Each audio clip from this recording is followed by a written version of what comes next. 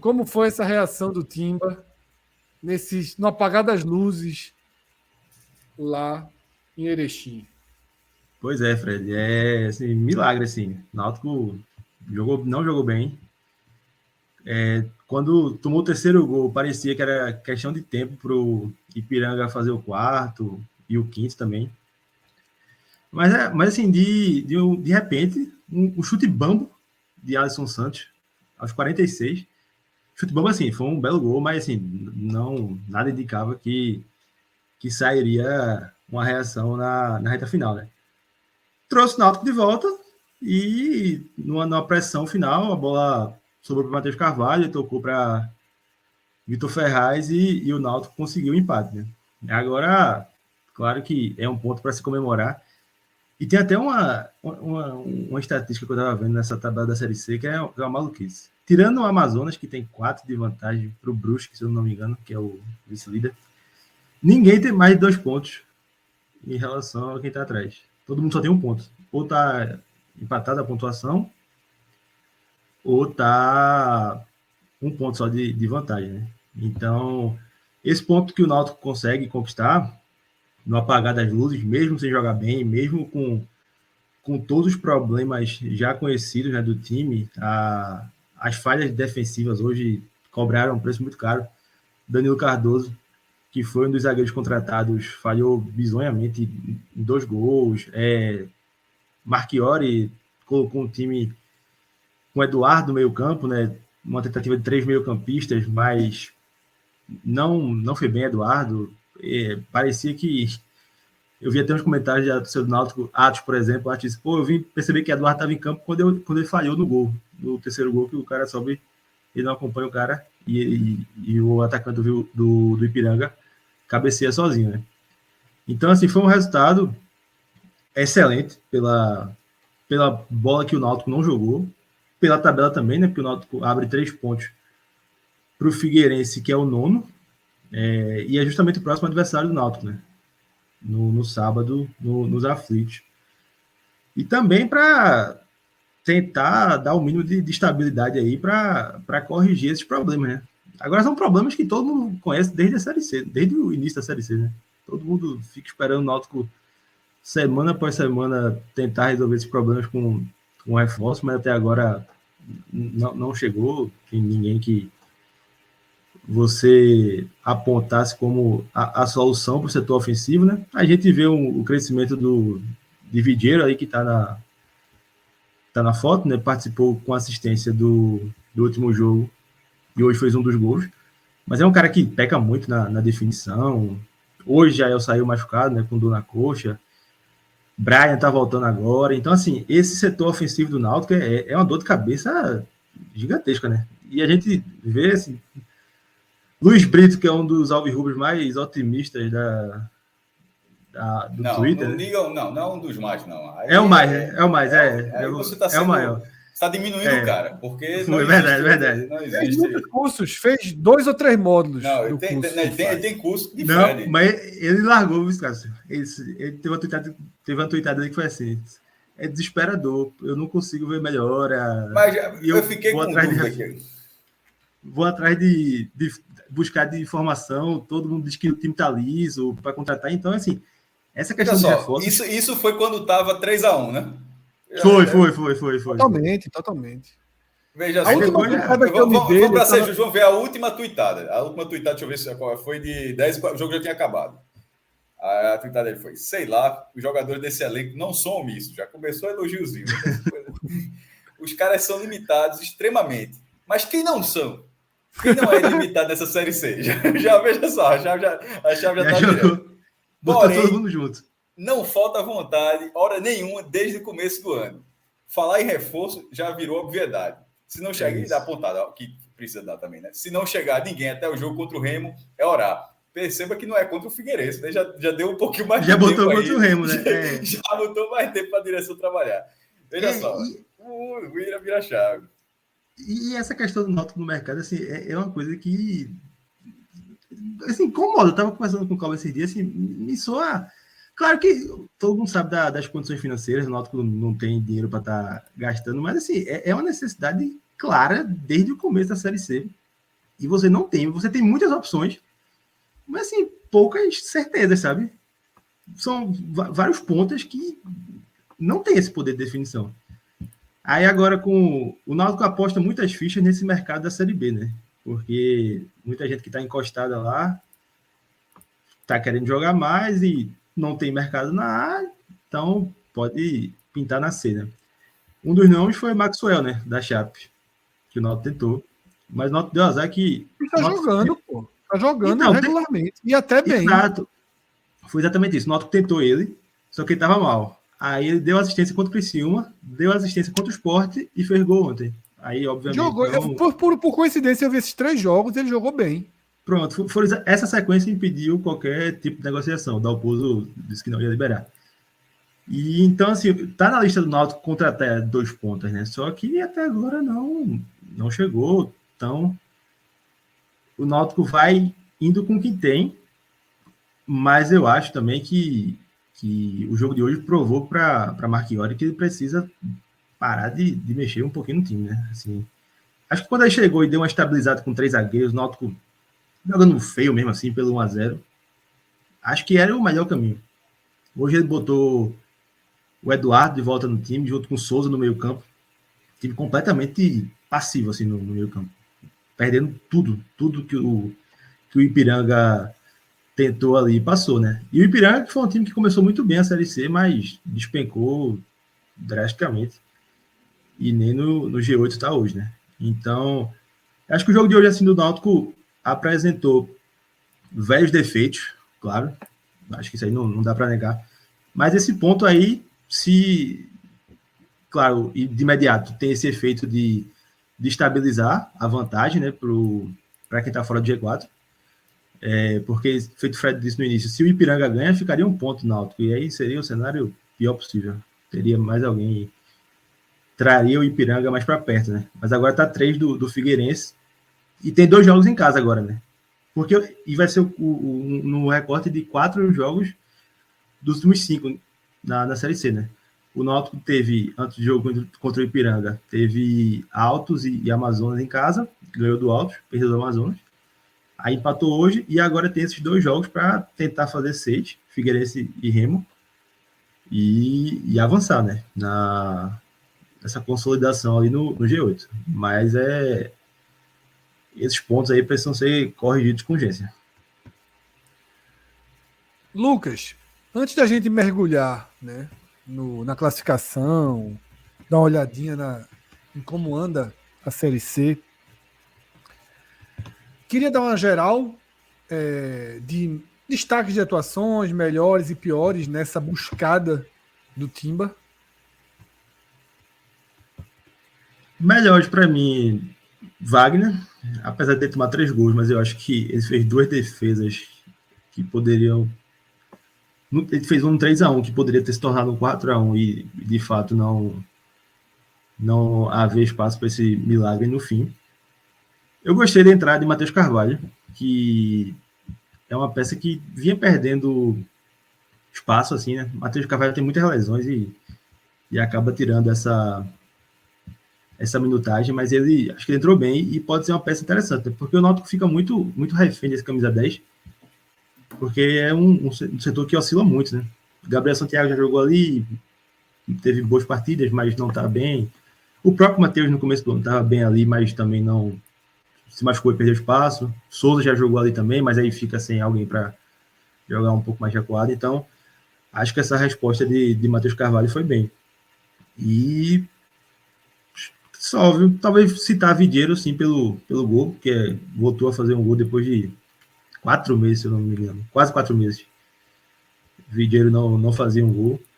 É um cara que é titular absoluto náutico, né? Mas tem essa deficiência grande no aspecto finalização e, curiosamente, depois que ele inverteu o lado, né? Saiu da ponta esquerda para atuar na direita, ele teve uma melhora, né? No jogo contra o Altos. É dele o cruzamento para Berguinho fazer o gol. E hoje ele aparece também na ponta direita para fazer o primeiro gol do Náutico no jogo.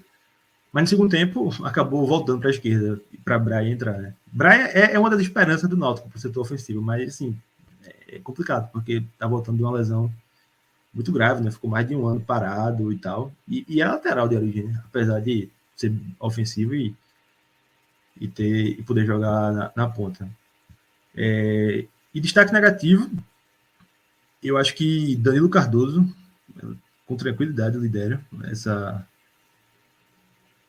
esse ranking. Não sei se Pedro vai lembrar dele, mas Danilo jogou no Vitória, inclusive, ano passado. Jogou um pouquinho, foi pro Goiás depois. Falhou bruscamente hoje. No primeiro gol, assim, ele perde na disputa com o zagueiro, com o atacante, perde na velocidade também. No segundo, marca mal. Então, para mim, foi o pior em campo. Vitor Ferraz, apesar do gol, é complicado, assim, ele fez um jogo muito ruim. Claro que o gol ameniza um pouco, né, o gol de empate. Mas eu acho que é um ponto a se observar nesse Náutico aí. Essa questão do Vitor Ferraz. Porque acaba ficando muito exposto ali na lateral, né? Hoje não foi bem. Acho que ele já não vinha bem. E hoje foi muito mal de novo. E outro ponto para mim foi Souza. Acho que Souza fez uma partida desastrosa também. Acho que não conseguiu produzir nada ofensivamente. E na marcação deixou muito a desejar nesse combate no meio campo. O Ipiranga teve muito espaço no meio campo para fazer o que quis, né? Assim, com o Náutico durante a maior parte do jogo, apesar da reação no final. Então, esses 3 negativos aí. Você assistisse o Timba? Impossível, tá? Foi meio caótico aqui em casa de noite. Estava focado em Campina Grande. Foi meio caótico. Eu coloquei até no post no blog, ele trata da situação de classificação, que é bem curiosa, inclusive, né? Se distanciou do vice-líder, mas se aproximou do líder. Tá? Antes da rodada, nós estava a 2 pontos.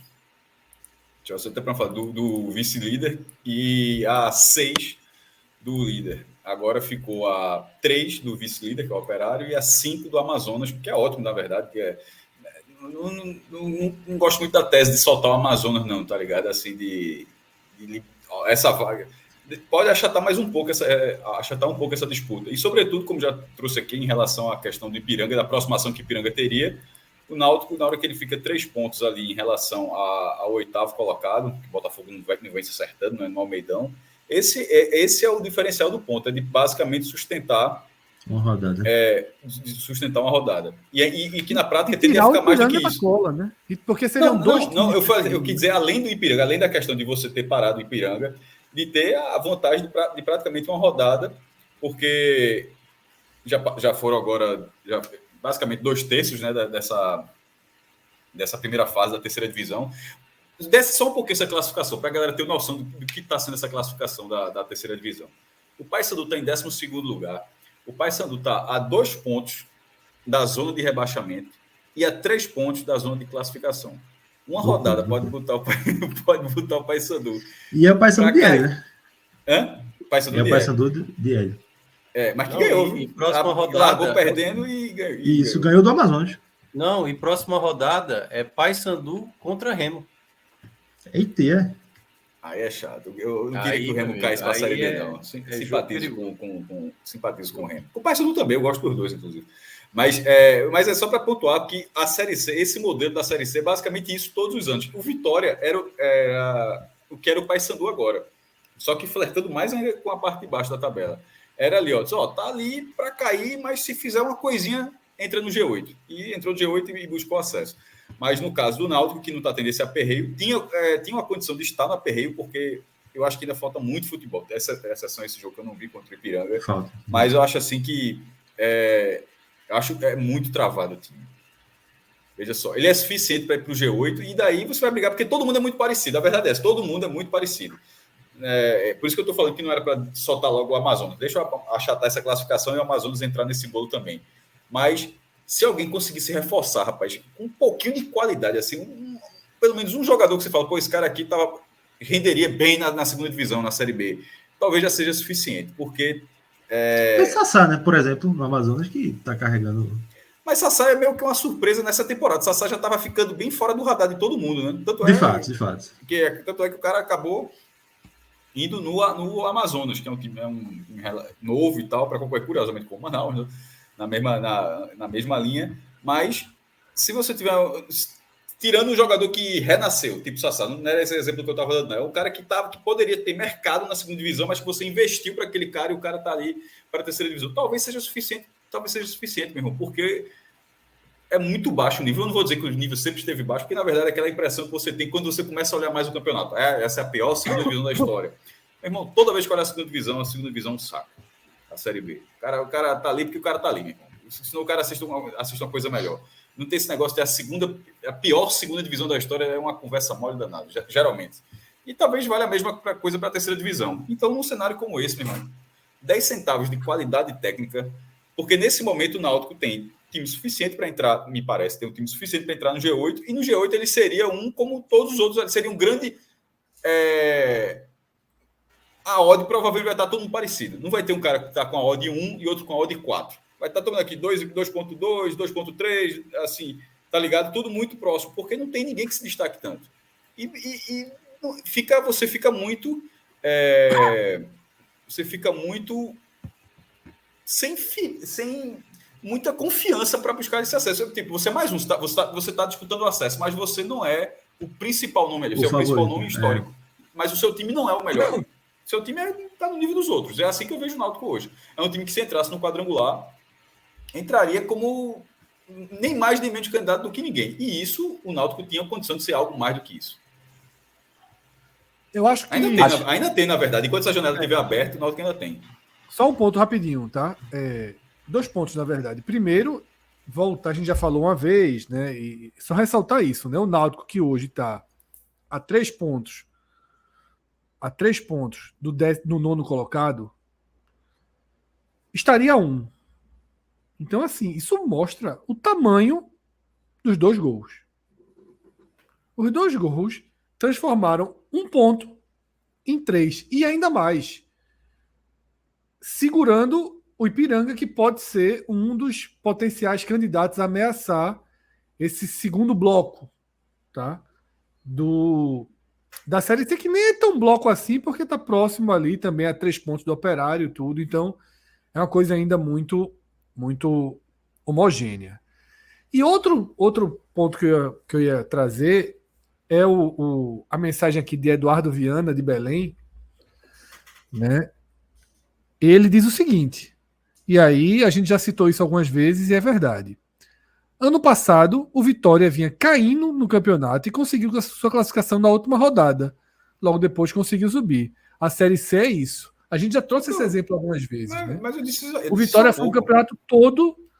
Z4, mas foi o que eu disse há pouco. E no quadrangular, ali no embalo do Barradão, da torcida todo, mas assim, continuava. Tanto é que não foi nem para a final, né? Ele pegou a segunda vaga. Ele não chegou, não é que se transformou, não. Ele foi no quadrangular, pegou a segunda vaga, o finalista foi o ABC.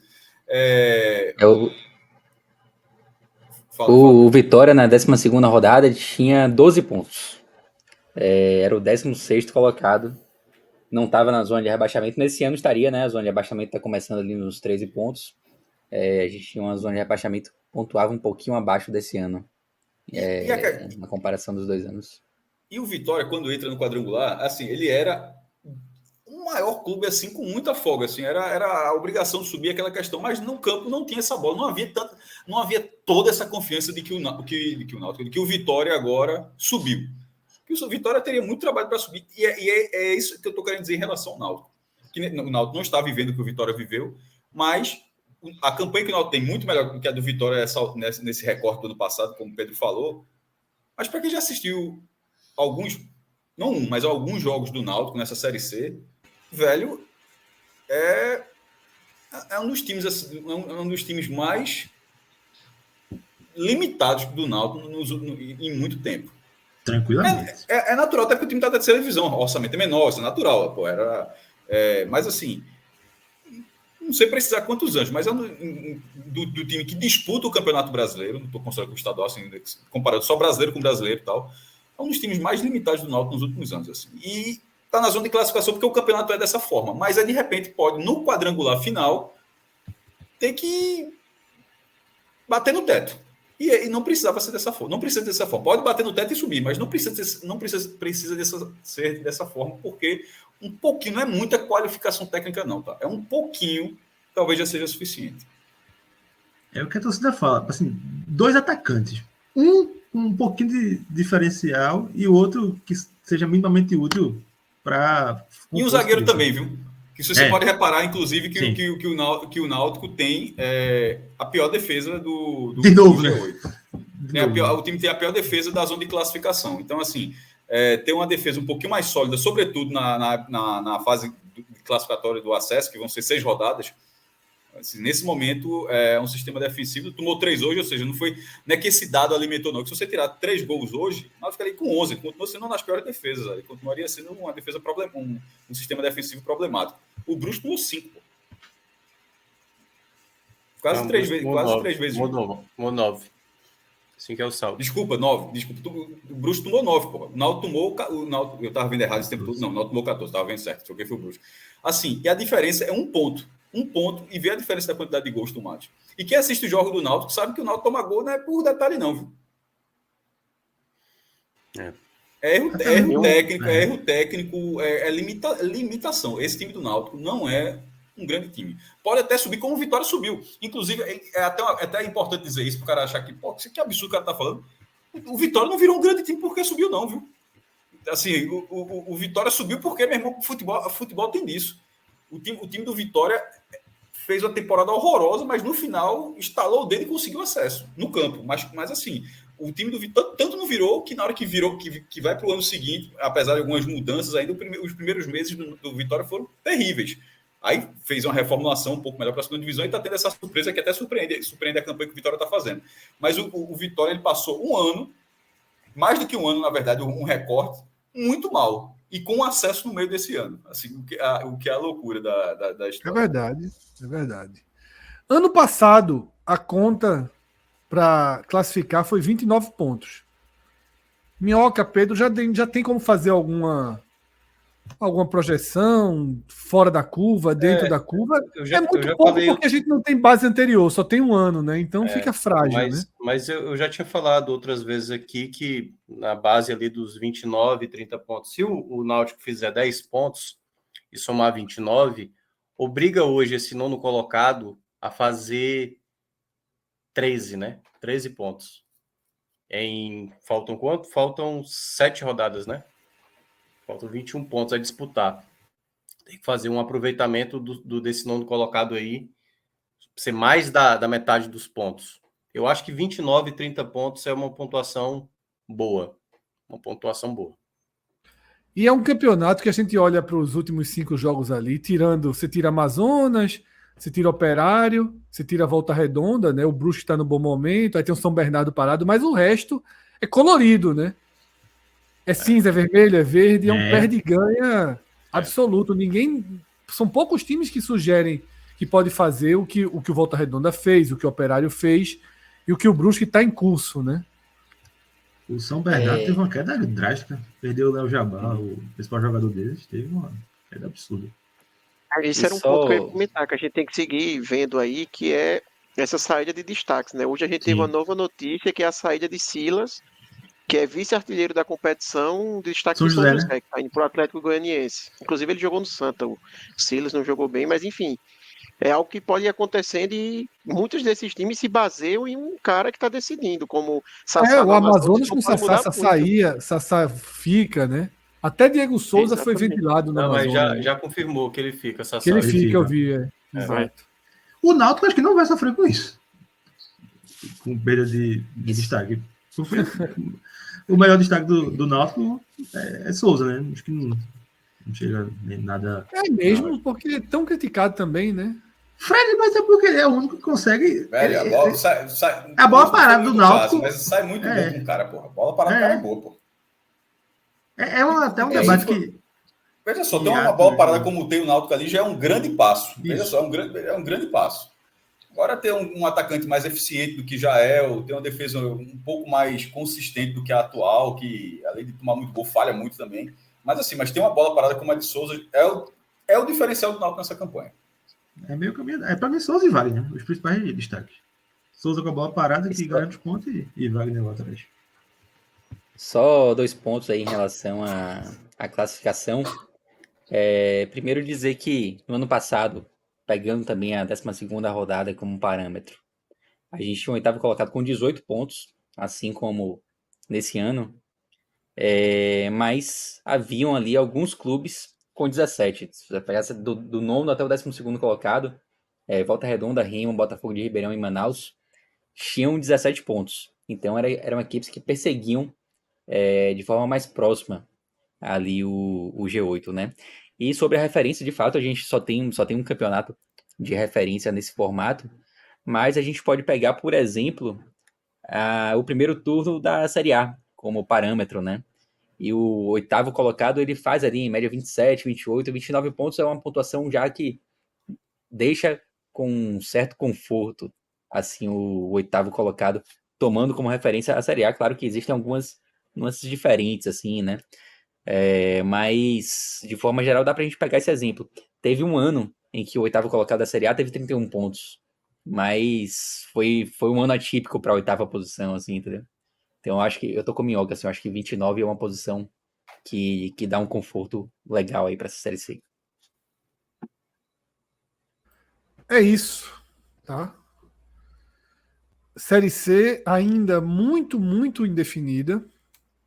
A gente trouxe aqui exemplos, né, do próprio Vitória, que tinha 12 pontos nesse momento do campeonato, ano passado, e agora é o 5º colocado da Série B, foi líder da Série B, né, por um bom tempo. É possível o acesso. Perguntaram aqui no chat, o Floresta pode chegar?